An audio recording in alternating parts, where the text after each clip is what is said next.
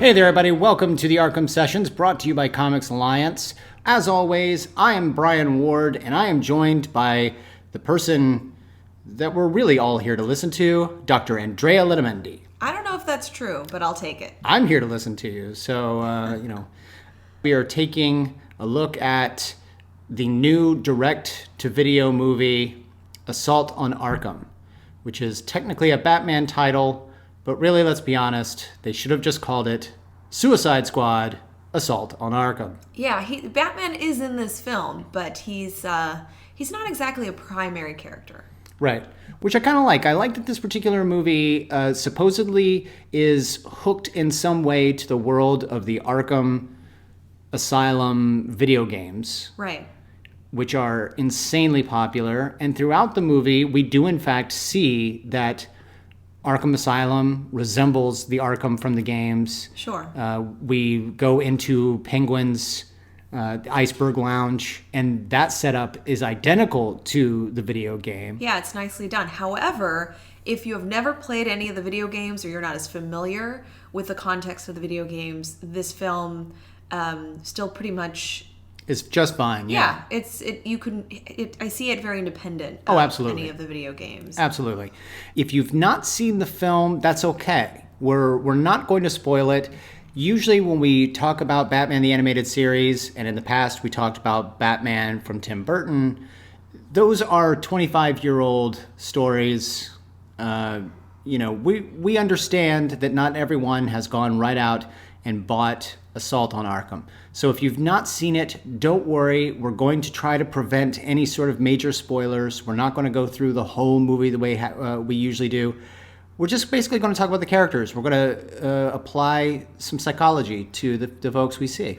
And again, this is a unique podcast that is specifically focused on the psychology of Batman.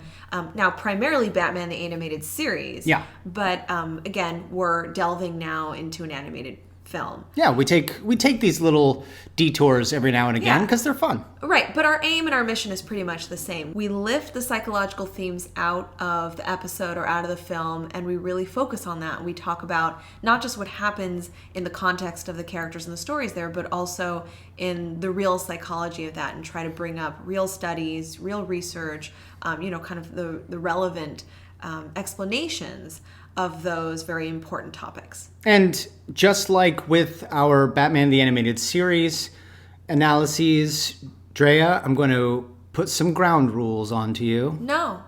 You absolutely have to follow these. We are not allowed to look at the Suicide Squad or Batman or any of these other characters through the lens of any other incarnation of them. We have to stick to what we have seen in this movie.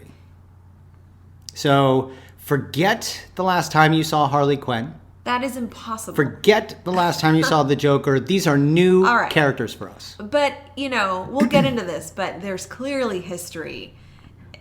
Absolutely. Between and among these characters. There will never not be history between Harley and the Joker, but we are only going to talk about the history of Harley and the Joker as alluded to in this movie. We're not going to refer to them as, hey, remember that episode where Harley was introduced? Because these are very different characters.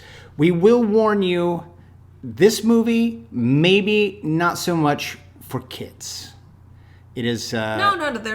There's nudity, there's some sexual content, there's some language, there are some violent scenes. Yeah. This is unlike Batman the Animated Series. If you're into dark anime-esque quality film making, especially when you're talking about you want your darker, your grittier Batman, you want people to die over the course of a movie, whether it's guards at Arkham or whomever, this is the movie for you. Yeah, this is for the Frank Miller, Alan Moore type readers. Let's talk about it a little bit. Like we said before, it's called Batman Assault on Arkham, but really it should be called Suicide Squad Assault on Arkham, because we are basically dealing with a new Suicide Squad team. If you're not familiar with the Suicide Squad, this is a team that's really been around quite a long time. But I would say probably the modern day incarnation of it started with John Ostrander, the writer of Suicide Squad, starting in 1987. And this is a team that was created and engineered by Amanda Waller. The Wall. I'm Amanda Waller.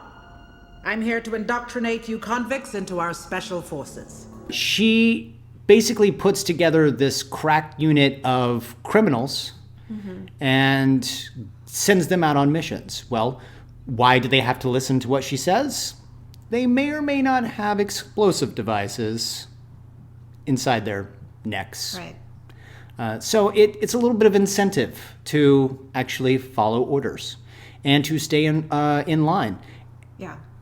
And you've got a pretty successful team since 1987. She's brilliant, right? She uses the risk-taking, sensation-seeking personality qualities of what she calls criminals, right? Yeah. And she takes advantage of that and sends them on these really life-threatening missions. And she considers that their lives are disposable. So you really have a formula for exactly what she needs for what she's going after here. Let's talk about that. I want to talk about each member of the team. I want to start with their leader. No more crap! No more time! No more shenanigans! What kind of a person sees these people and thinks, A, this could be a team, B, I really don't care about them. They are completely expendable. So far as even I will kill them without a second second thought. Let's talk about Amanda, because I think she is just as much a villain as any one of these other characters. Yeah, I mean, she falls in that really gray area because she treats the team members poorly. She, like I said, she believes that they're disposable. She's willing to discard of them. She's willing to sacrifice them. Ultimately, she's sending them on some kind of specific mission, some goal-oriented mission where, she's not just playing around. She really is setting up a team that is unlike no other. And I think she's genuinely trying to do the right thing, and she has to use brute force. She has to be tough. She has to be, just incredibly and full of intelligence, but incredibly willing to be the one to do some harmful things, to be somewhat destructive in order to get the job done. Let's talk about her psychology a little bit. Is this the type of person that I should be scared of? I think you want her on your side. You certainly don't want to be against her. No, I mean, she works for the government. She has a doctorate in political science. She's clearly highly educated, very intelligent, and you kind of want her to be on your team. You want her to be the kind of person who's a leader. When we think about the type of managers that are effective, it really is someone with her personality type. I mean, scare tactics to the nth degree. Sure, but she also knows that she's kind of throwing them a bone, right? Because otherwise, where would they be? Right. They would be in Arkham. They would be at Blackgate. They would be at some kind of treatment center. So she knows that she's offering them an opportunity to get out of their dire situation. And she also knows that what she's asking them to engage in is something that's somewhat pleasurable for them, which we'll get into throughout as we talk about this film. But she's very particular when she selects these members of this team. There is going to be some gain for them, and she knows that. I think it's interesting that you talk about her in such a way that you say she has a lot of the qualities that you would want in a good leader. She's certainly someone that you would want on your side in a fight, which very well may be true. However, in 2009, Amanda Waller was selected as the 60th greatest comic book villain of all time by IGN. And in the Necessary Evil documentary, in which you are prominently featured, I think they even talk about Amanda a little bit when discussing the Suicide Squad and how she might be a bit villainous. So it's interesting that villains can actually have those qualities that you want in a good leader. They're just kind of bad people. Well, and it speaks to the complexity of their psychology, that you could have all of these characteristics that, put in the wrong setting, could be incredibly destructive, Right. antisocial.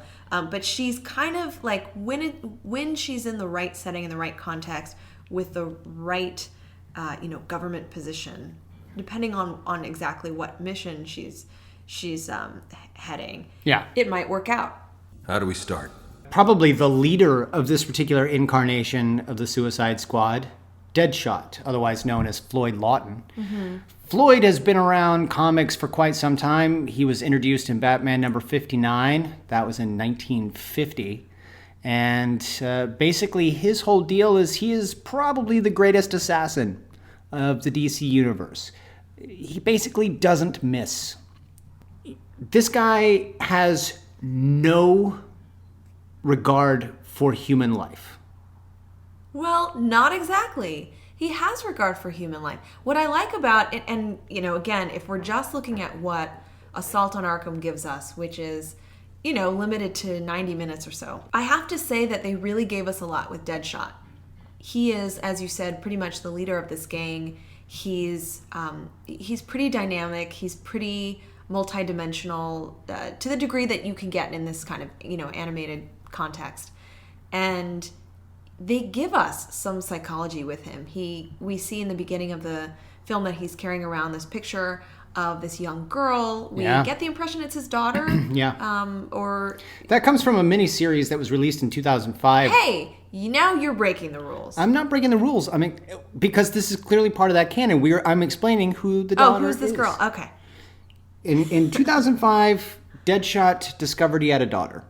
And she was being raised in Star City, which was, not the kind of place you would want to raise a daughter. Very much like Gotham City. Yeah. Very much filled to the brim with crime. And so, basically, Deadshot then goes on a warpath in order to make sure she's raised right. By an assassin. He's got love for his daughter. He's really, you see him throughout this movie as almost, now they call him an anti-hero, but it's true. He really becomes the hero. He really, like you said, and again, I don't want to give too much away here, Batman is of course involved in the story, but Deadshot has a very prominent role and really enacts that heroic role. From the very beginning, he's the guy who, once Amanda says, this is what we're doing, he goes, all right, let's get this thing done. Let's go. You guys follow me. The other thing about Deadshot is he has a code of ethics. This is a guy who, well, as long as you pay him, he'll do anything you want. He is very much a mercenary.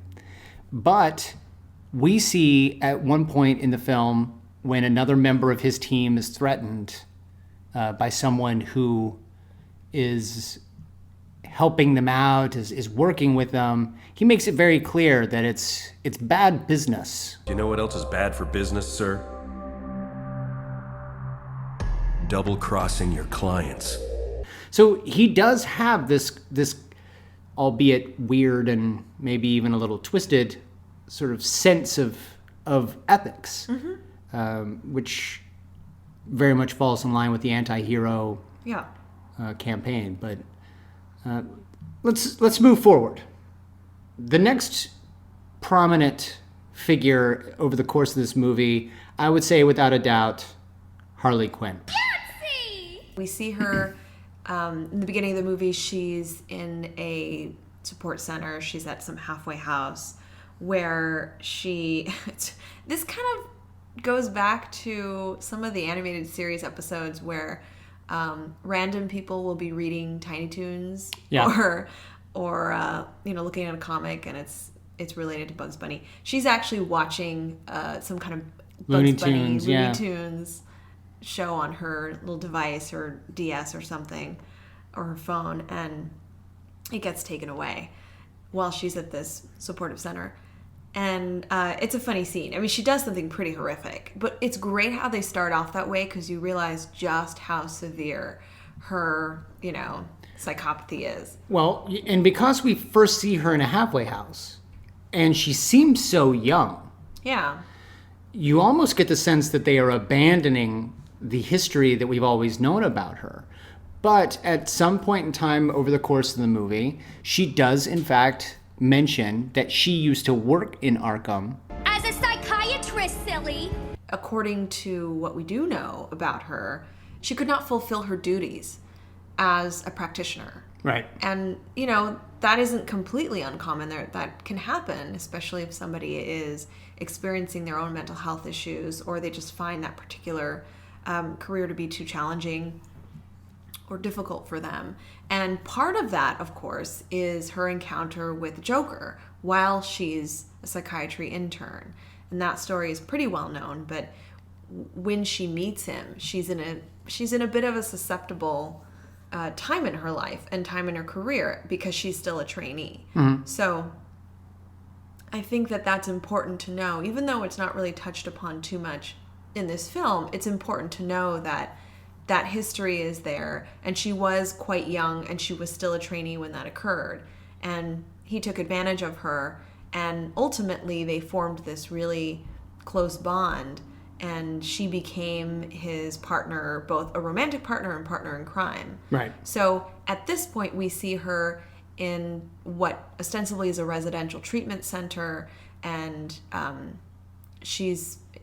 if she's there, we can assume that she's motivated or she has some willingness to get better, even though it's probably mandated by the court. And, she misbehaves a bit. Yeah, let's talk about that bit of her personality.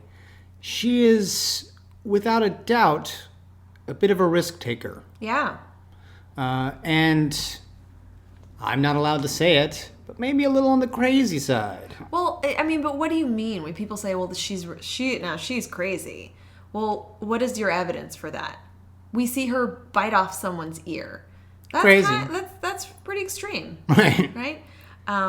We see her as there's a part of the movie where they're each put in a enclosed rocket. I mean, they're basically being sent down to Arkham Asylum, and the way that they're sent there is kind of interesting. They're in an airplane, and then they're kind of shot down individually in these little cells. Everyone's freaking out and screaming.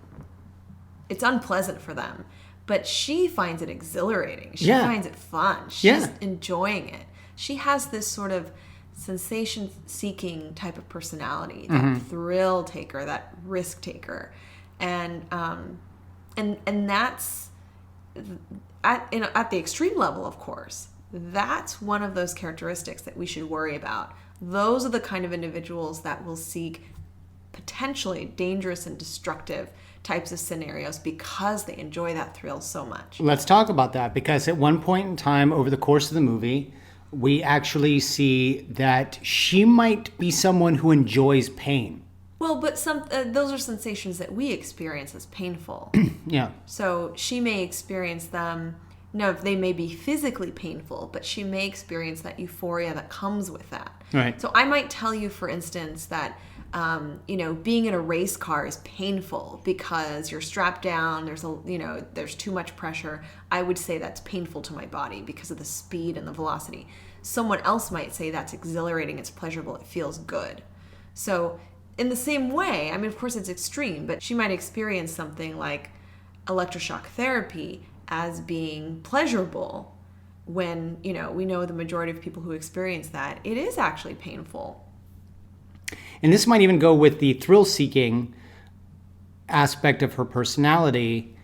In this particular incarnation of Harley, she is particularly sexual. Mm-hmm. Uses her body in ways that I don't know that I've seen too often Harley Quinn using it. I thought you meant like in life. Well, maybe. But highly sexual. But this isn't uncharacteristic of her, given what we just talked about. Mm-hmm. That, again, individuals who are thrill seekers, I mean, that also bleeds into sexual activity. Okay. So promiscuity, sex with strangers, multiple partners, sex with individuals who might hurt you, like the dangerous type of partners. You know, people that your parents said, yeah, don't date that guy. That's the guy she's going to go for. So she's actually pretty realistic for a character. I think so. Maybe a little on the extreme side, but not so far gone that you would put her outside the realm of possibility. Yeah, I think that, you know, as you said, this is a version that's a bit more gritty compared to, you know, of course, Batman the Animated Series and other comics versions of her. But I think that ultimately they are sticking to her personality. They're sticking to her psychology pretty firmly. So let's talk about our next member of the team, Captain Boomerang. I told you, Harley. If you're giving it out, heave a chunk my way, eh? Love him. Digger Harkness, as we've always known and love him, he's an Australian villain who, much to his name's credit, his weapon of choice is, in fact, killer boomerangs. And at one point in time, there is a line of dialogue that I absolutely love, and it's by Harley, who was the former psychiatrist, telling Captain Boomerang, And pal, anyone who throws boomerangs has some real issues letting go. Yeah, love it. how would you analyze Captain Boomerang in this incarnation of the Suicide Squad? I think he's great here. I've always loved Captain Boomerang, though. I think that, he has that reputation. He's a bit of a scrapper, he's resentful. He needs to prove himself. And it kind of, he's likable in a way because he's kind of the underdog and you root for him. Sure.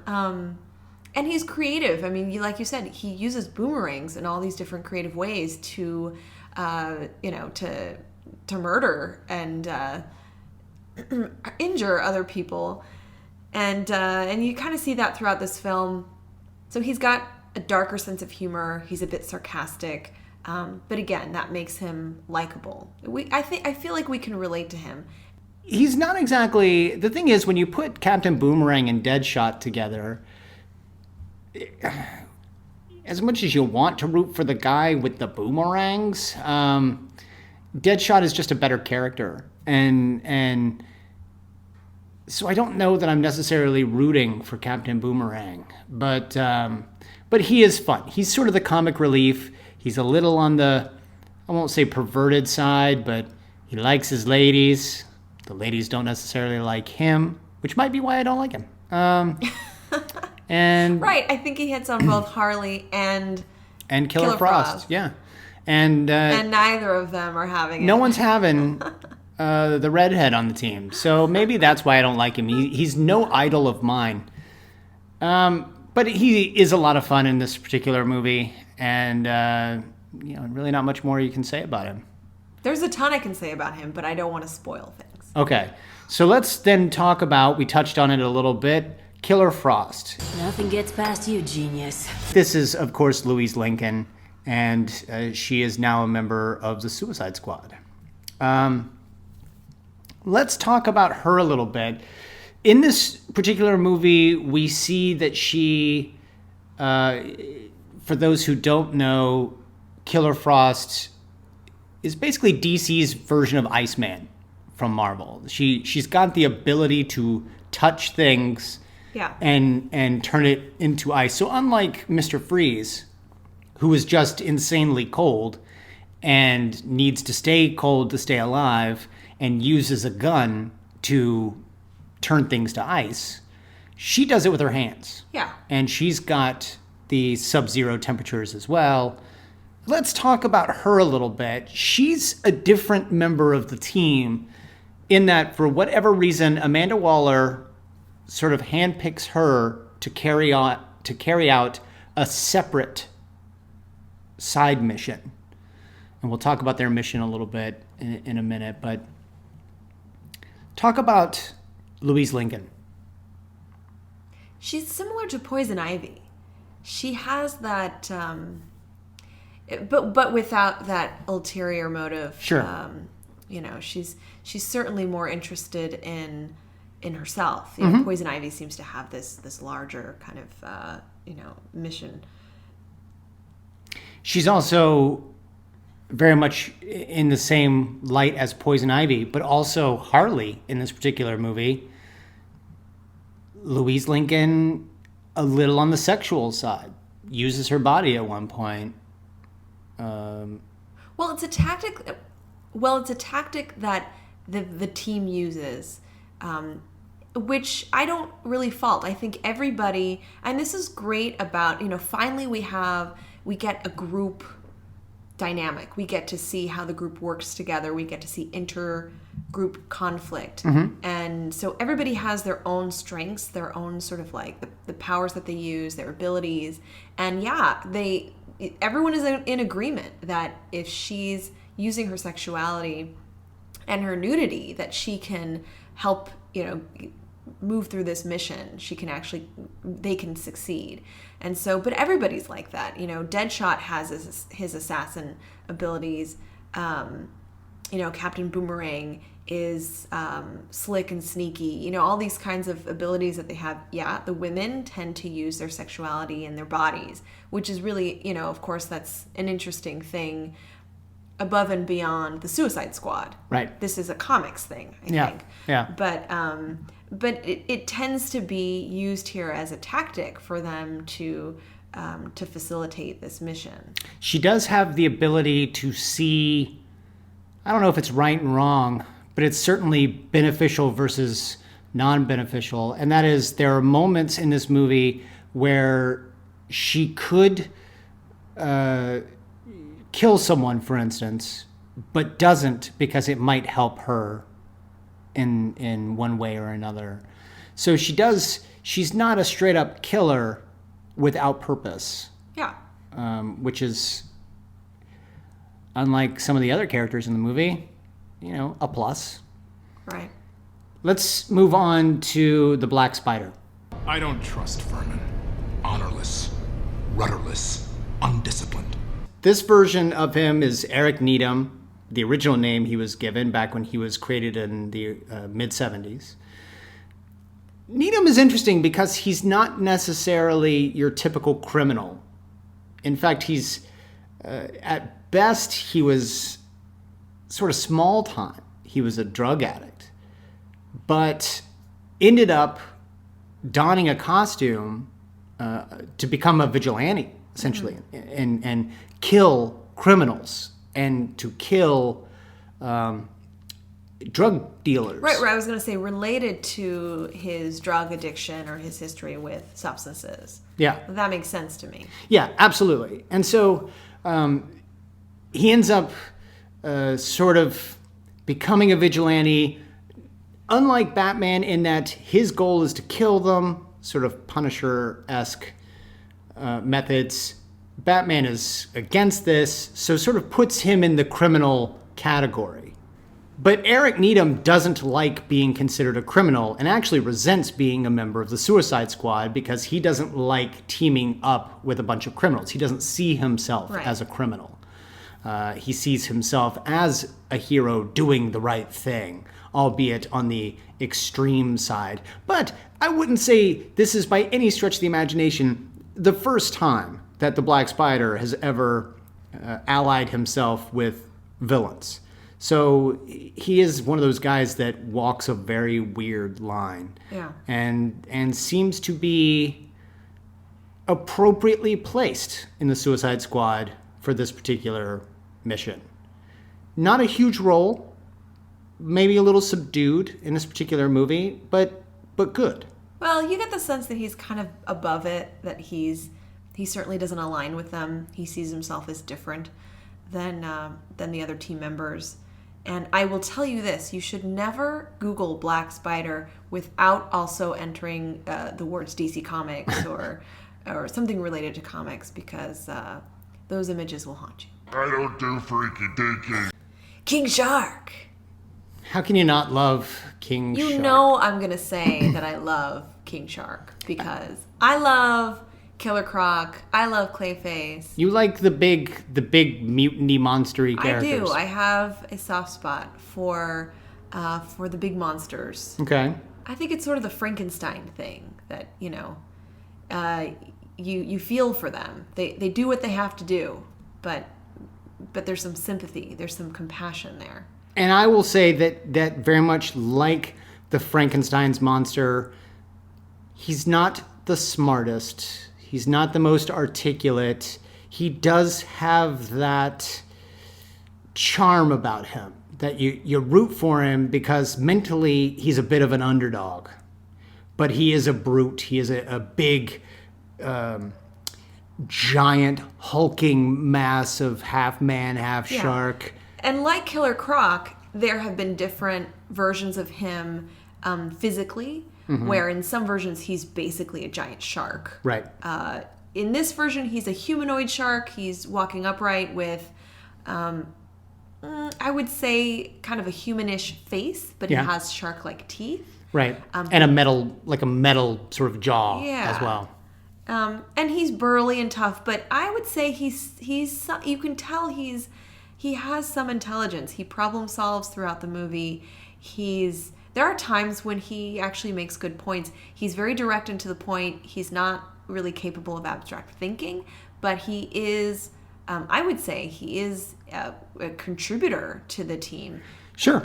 Above and beyond his physical abilities. And not only that, but he's the only character in the entire movie that shows a weakness in terms of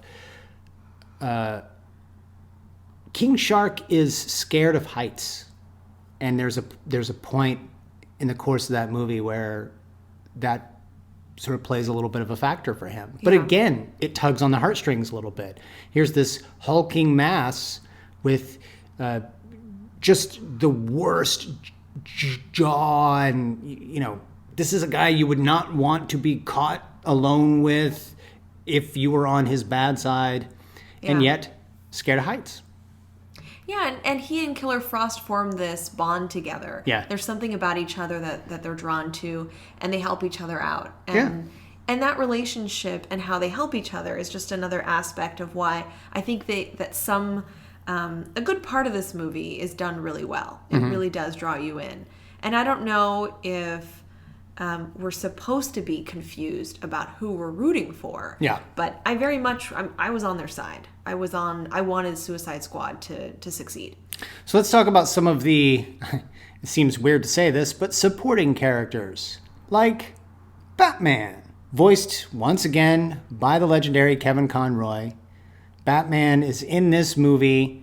Was he in this movie? Maybe a little bit. He was in it ever so slightly. He was in it enough to call it Batman Assault on Arkham.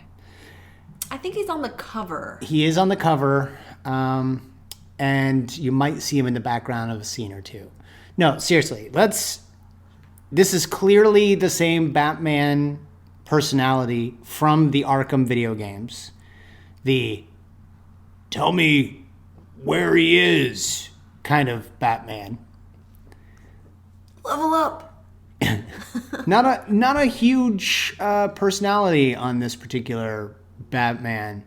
He is out looking for a dirty bomb that was set by the Joker somewhere in Gotham City. So he's basically off doing something else for most of the movie, completely unrelated to the Suicide Squad's mission. Which, by the way, he's got to look for all those little Riddler clues.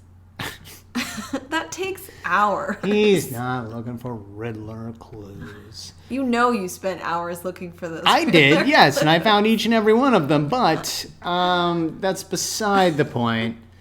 Yeah, Batman, not a whole lot going on there. I will say that there is a point where this movie just completely lost me, which is that apparently Batman carries backup cowls. Oh, yeah.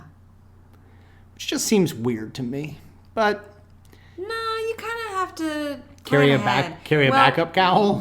When you're dealing with the Suicide Squad, you have to carry a backup cowl. Yeah. All right. Not a whole lot can be said about Batman in this one. But you know who we can talk about? The Joker. Yes. Aren't you even going to say hello? The Joker makes a bit of an appearance in Assault on Arkham. In the beginning of the movie, Batman, like I said, is out looking for a dirty bomb that's been set somewhere in Gotham City by the Joker. Mm-hmm. The Joker is in his cell in Arkham Asylum. But he is all over this movie, whether he's in the scenes or not. Harley is clearly still in love with him, / angry with him, / over him, / not over him. It's complicated. It is very complicated between these two. I'm fine. We're done. He's a jerk. Whatever.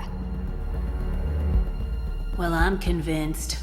She's seen as a liability. I mean, when they're brought together, she is questioned, and they wonder, should she really be on this mission? Because she has this relationship, or she's had a previous relationship with the Joker. She has an intimate knowledge of Arkham Asylum, so she is required for this mission. Yeah, she's pretty much essential. But if she caught Joker's eye, who knows what could happen?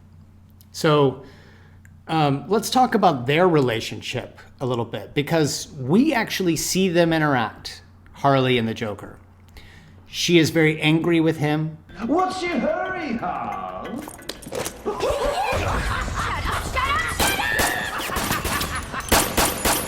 He is very playful with her.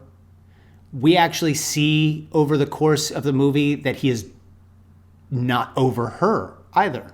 So she's got herself a new guy. After everything I've done for her. Which is something we don't see very often. We don't see the Joker thinking about Harley in the same way that Harley obsesses over him. Well, I mean, I do. I have. I think that, yes, there are... This relationship, this romantic relationship, is very well known in this world, in DC canon.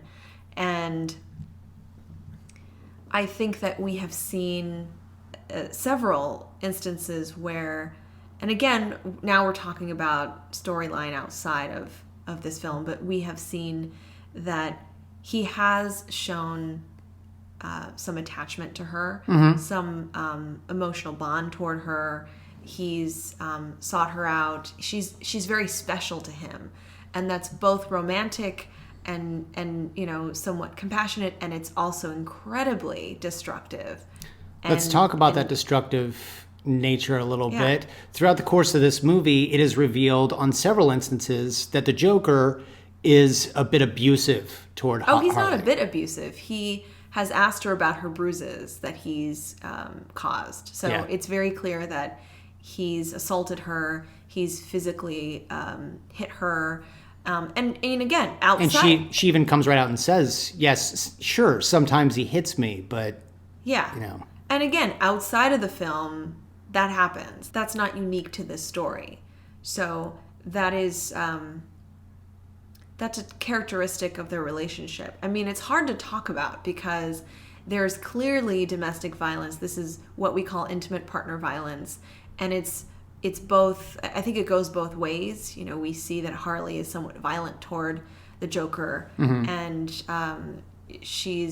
there are instances where she attacks him and she assaults him and she's verbally abusive toward him. Nonetheless, I think from his end, there is more malintent. There's definitely more, there's a sort of this like homicidal level of destruction from his side. And so this is a very unhealthy relationship. And I said it's hard to talk about because these are two characters that I care about. I really like these characters. I've always been very fond of both characters. I think they're just fascinating.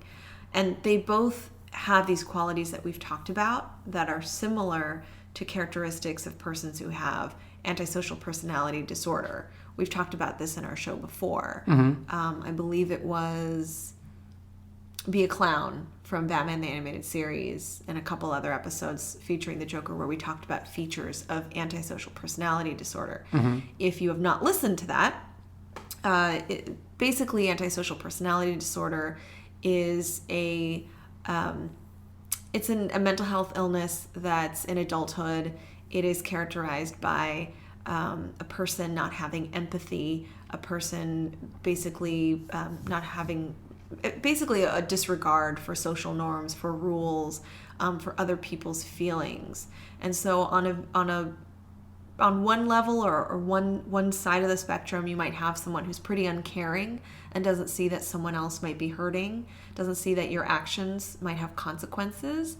On the extreme side, then you have folks who are homicidal, you have folks who are violent, you have folks who are thrill seekers, do things that may feel good to them, may be pleasurable to them, and they may not care that it's hurtful to someone else.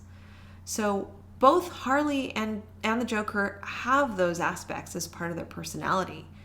And when you put the two together, I mean, it's a formula for something really destructive and unhealthy. And we see this time and time again. We see how it actually does not work. And so what I can say, it's difficult to talk about them in a positive light because I do care about these characters. I do love them. But I don't want to glorify what they're, I don't want to glorify the decisions. Fascination doesn't necessarily equal condoning no, not their at all. actions. And I also want to say that even though I'm connecting these characters to a particular mental health illness, that doesn't mean that people with that mental health illness are homicidal, are just as destructive as the Joker, or that they're villains, in real life. So sure. I really want to make that distinction. So there's a level of complexity there that, we find these two characters to be, incredibly interesting. And for a lot of us, these are some of our favorite characters. And when you see them together, I almost think it's a good thing for us to just see how dysfunctional that is, and how it really hurts them both. And so if anything can be gained from this, it's that really is something, a formula that really would be the kind of relationship that we would discourage because of just, how unhealthy it would be for both of them. Let's move beyond the characters individually. And let me ask you this, as a psychologist, is there any scenario where you could find yourself putting a team like this together, these people with these personalities and maybe even these disorders? I mean, technically it shouldn't work, right? You have folks who are narcissistic. They have traits of antisocial personality disorder. They are, they have histories of being taken advantage of, so they can be resentful. They probably don't trust each other. They probably don't know what it's like to work together. So you have all these factors that you would think that it would not work out. Right. On the other hand, there are some commonalities.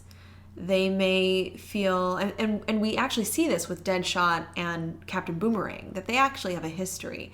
There have been instances where they have worked together and it hasn't worked out. And there are instances where they've saved each other's lives.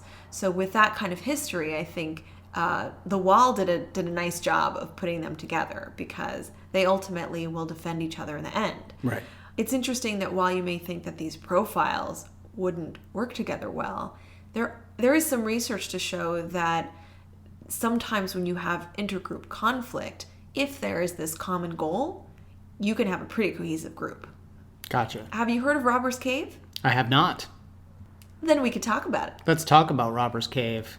Oh, it was the summer of 1954 when psychology was fairly in its it was in its teen years, just experimenting, feeling stuff out, just kind of curious about what would happen if you We're talking about psychology, right? Yeah. Oh, yeah. Okay. So in the 50s, there was a study. Now it's called Robber's Cave.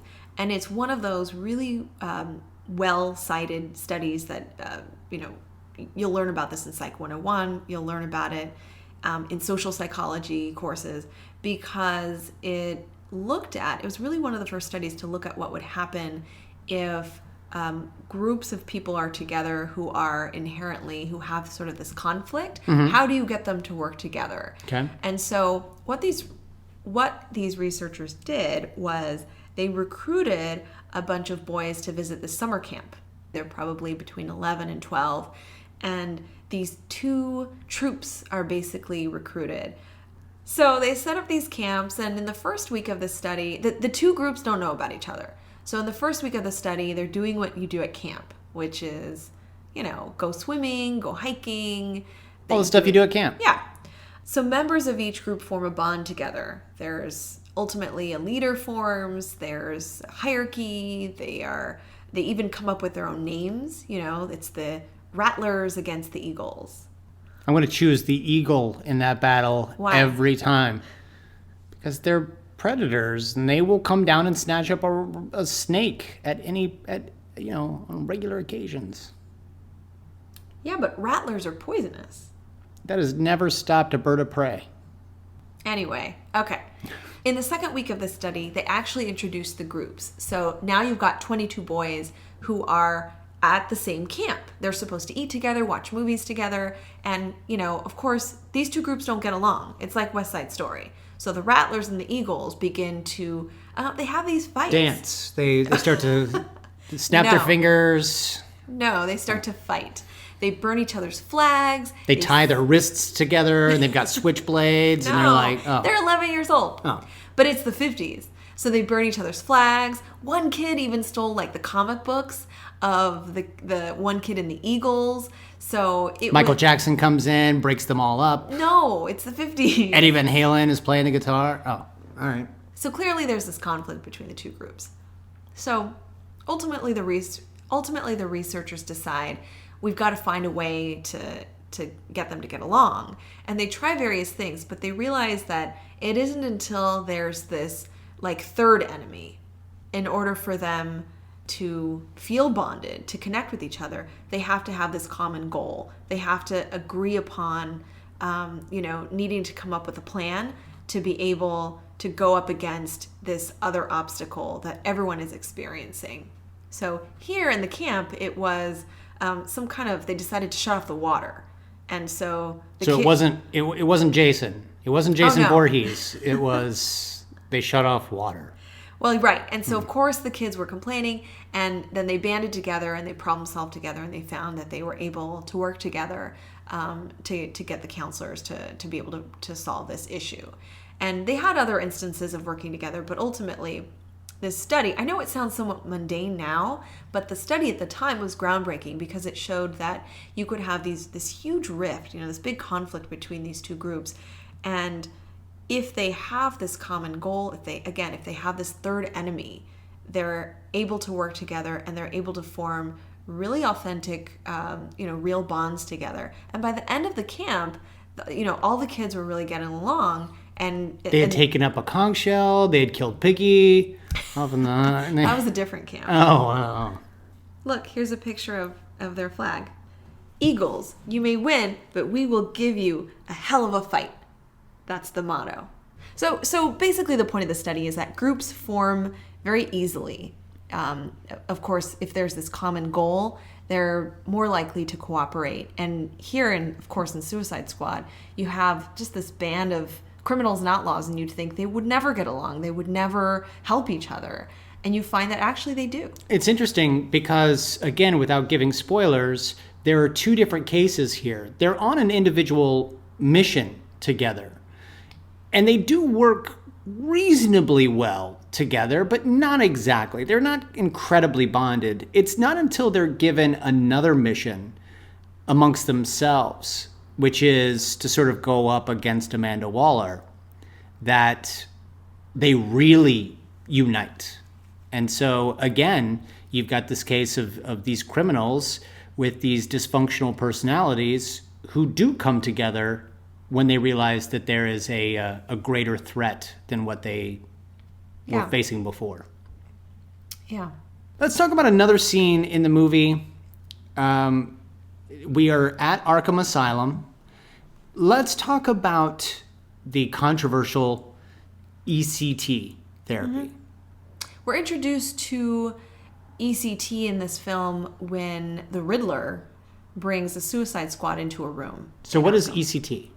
ECT is, well, it used to be electroshock therapy. Right. But now ECT is electroconvulsive therapy.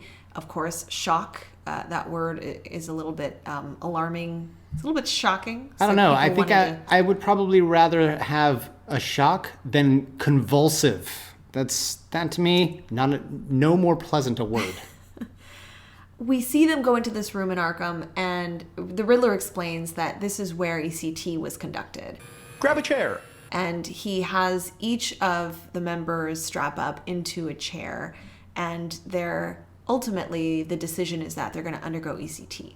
So you'll have to watch the film to understand why. But what I found kind of interesting is that the room, the setup had multiple chairs together, and I can't imagine any scenario, whether at Arkham or another kind of facility, where you would have several chairs together. You would so you're not just cranking these out. You're not just like multiple. It's not group ECT. Like multiple people would not be receiving ECT at once. Okay. I mean, mainly that's a lot of electricity. Right. But I don't. It just seems like it's risky. It seems like you would have just limitations on your ability to monitor the procedure. It also just seems kind of unethical to have other people there. So I didn't like that, but I understand why they did it in the film.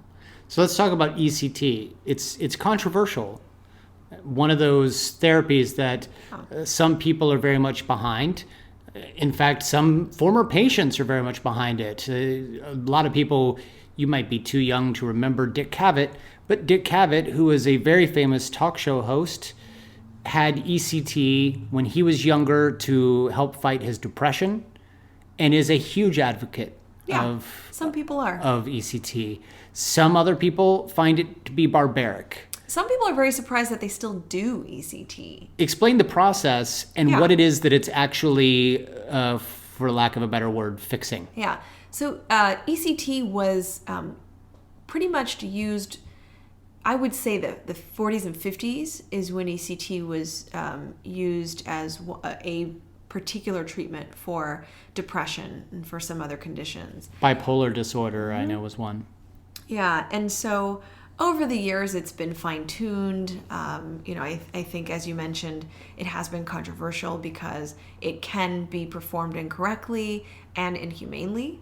So with ECT, electrodes are put on the patient's scalp and finely controlled electrical current is applied. Essentially, they're given a seizure. And the electrical current is what causes, or what is believed to be the essential ingredient of the treatment. That's what's supposed to help people.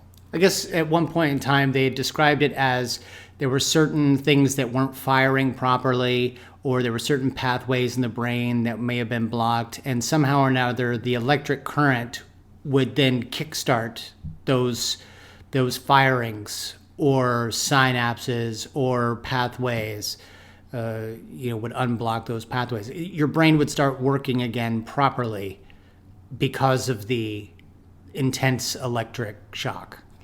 I mean, right. It's much more complicated than that. I mean, it's not like you just kind of like go back to normal. It's rattled everything in place. That's really not the way it works. But you're correct in that the electricity, that the electric currents are what's run through the brain system, and that causes enough change to the neurobiology, essentially the neurochemistry of the brain, so that the imbalance is no longer dysfunctional. The imbalance being what's causing the depression, bipolar disorder, suicide thoughts, those kinds of things. So what is kind of cool from what we see in Assault on Arkham is that some of the procedural portrayal and descriptions that the Riddler gives is accurate. You do, when you go through ECT, you are given kind of a little mouthpiece to put in between your teeth. It's a mouth guard to keep you from biting down on your tongue and hurting yourself. There are these, of course, electrodes put on your head. And, of course, electric shock is administered for a few seconds through your system. Usually it's about 20 seconds. And I should say, you just don't do it one time. You have to have several sessions of this over the course of several months. Yeah, I think Dick Cavett even said that back when he was doing it, he had like 10 or 12 sessions. And, it was after those sessions that he started to feel right again. Yeah. Imagine being strapped to a gurney or a chair and having 10 to 12 sessions where someone puts electric current through your head. I mean, I think just even now that process is really unsettling. Yeah. And some people really swear by it. They believe that it is the only thing that works. And I should add that folks with depression don't just walk into a clinic and they give this to you. Usually this is administered after several trials of, antidepressants, psychotherapy, other types of treatments that are not as invasive. Mm-hmm. Because if those other treatments work, you shouldn't have to go through these ECT treatments. But for folks that do not respond to medication, psychotherapy, and a number of interventions that are usually effective for some of these problems, ECT is a way to go. And again, it can be effective, and some patients have found it to be just a miracle. They say it saved their lives. Just a few months ago, BBC News Health, one of the websites on BBC News, had published this interesting article with video about ECT and some accounts from patients, and it's done in a really nice way. So I'll add that as a link to the show so people can kind of learn more about what this procedure is. So very cool. So yeah, so in the film, some aspects of it, I think the most important aspects of it are portrayed accurately, and then there's some aspects of it that maybe are not so realistic, but it's not as important. So let's talk about the film itself. What worked for you? What didn't work for you? I think what worked for me was the psychology of the group, the cohesiveness, the problem solving, helping each other, realizing and recognizing each other's abilities. Mm-hmm. If you think about who these folks are, they've been rejected, they've been traumatized, they've done something wrong, and so they're being punished. Mm-hmm. In the beginning of the film, they're all either incarcerated or in mental health facilities, and so they're given this chance, they're given this opportunity, and it's like for once, other people are believing in them, and it sounds sick and twisted just saying this that way, but they're on this suicide mission, but people believe in them, and they have an opportunity to flex some of their muscles, some of their skills, things that they're being told that they can't do. Right. So I really enjoyed that part. Anything didn't work for you? There are at least three romantic relationships that are covered, that we kind of process. Mm-hmm. And I don't know, I don't know if it's that I saw them as unhealthy relationships and that's why I didn't like it. Or it could just be that they weren't as integral to the story. I don't know. But those romantic relationships or physical relationships, if you can call it that, they kind of sidetracked me. The plot of the movie for me was a little touch and go. It's basically as if someone went and saw Brian De Palma's first Mission Impossible movie. Essentially, the plot of this film is that the Suicide Squad is sent to Arkham Asylum to pick up the Riddler's cane because on there, he essentially has the knock list.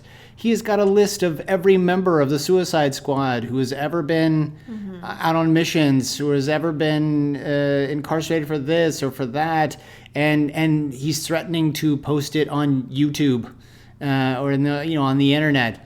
And this is a story that we've seen before. We've actually seen it a few times. So it seemed a little trite to pull it back up. But they did do a good job of showing us good characters. I enjoyed their relationships. It was a ragtag group of folks. I did like watching them. Probably not unlike the enjoyment that I got from watching something like Guardians of the Galaxy, where it's this group that shouldn't work well together, but they do. Yeah, that's a good comparison. And I liked that. Would you recommend this movie to folks? I would say that it, as we talked about before, it's a little bit gritty. Yeah. It definitely has content, again, some violence, Yeah. nudity, some stuff that isn't appropriate for younger audiences. Yeah. But I liked that grittiness. I liked that aspect of it. Occasionally, that's the kind of Batman movie that I want to see. Yeah. I thought it was enjoyable, and I would recommend it. It is intense, but it's one that I'm glad that we got a chance to see. You guys can absolutely pick this up.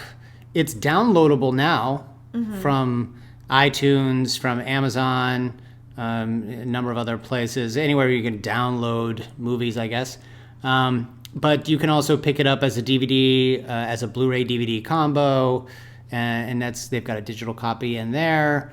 And, it's one of those that we recommend.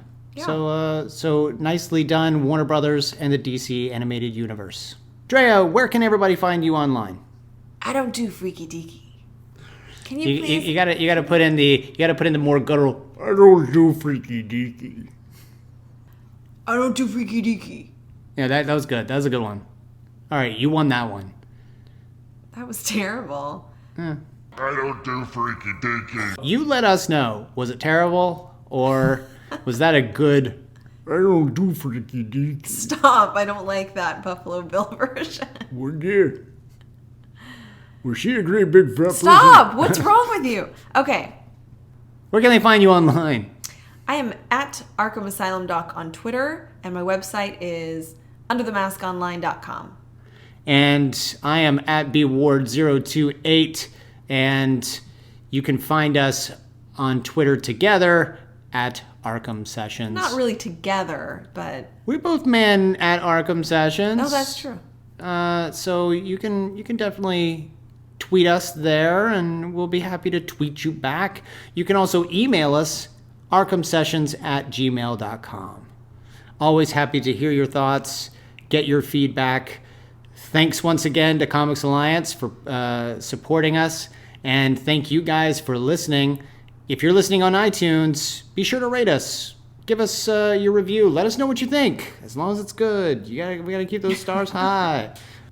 That's it for this week. Awesome. See you next week. Yeah. Until then, I'm Brian Ward. I'm Dr. Andrea Letamendi. And we are The Arkham Sessions.